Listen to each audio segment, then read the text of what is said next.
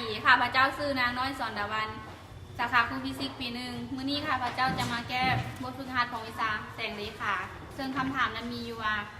แว่นกลมสวดอันหนึ่งมีรัศมีกง60 ซนเพิ่นวางขนาดของวัตถุจริงเท่า4 ซน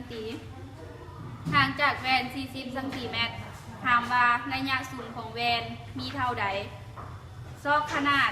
ที่ตั้งเฉพาะของรูปด้วยการคิดลายและสร้างแต้มเฮาเบิ่งวิธีลายกันเลย ซึ่งเฮากำหนดเนาะแม่นตัวนี้เป็นรัศมีเท่าลม60ย้อนว่าเป็นแว่นกลมสวด S เท่า40 AB เท่า4 ซนเพิ่นให้ซอก F S ขีดและ A ขีด B ขีดเท่าใดฉะนั้นเราจะมาซอก F ก่อน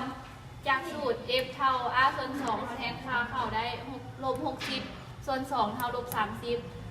เอามาซอก F ขีดจากสูตร1ส่วน F เท่า1ส่วน S บวกให้1ส่วน F ขีดและเราจะถอนเอา1ส่วน F ขีดเท่า1ส่วน F ลบให้1ส่วน F แล้วเราขึ้นคูณรวมก็จะได้ลักษณะแบบนี้เนาะแล้วเรามาถอนเอา S ขีดก็จะเท่า F คูณ S ส่วนให้ S ลบ F แล้วเรา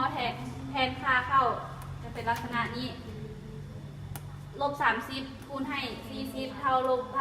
1,200 40ลบให้ลบ30จะเป็นค่าบวกออกอยู่70แล้วจะเท่าอยู่ลบ 17.14 ซน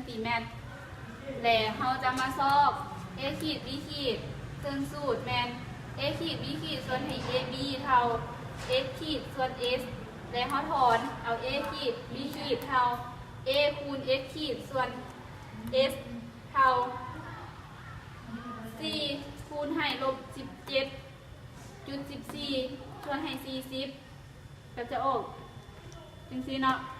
และ A ขีด B ขีดจะเท่าอยู่ลบ 1.7 ซนฉะนั้นเราจะมาเบิ่งรูปเนาะซึ่งเราแต้มในดังนี้ซึ่งเราจะใช้ตาม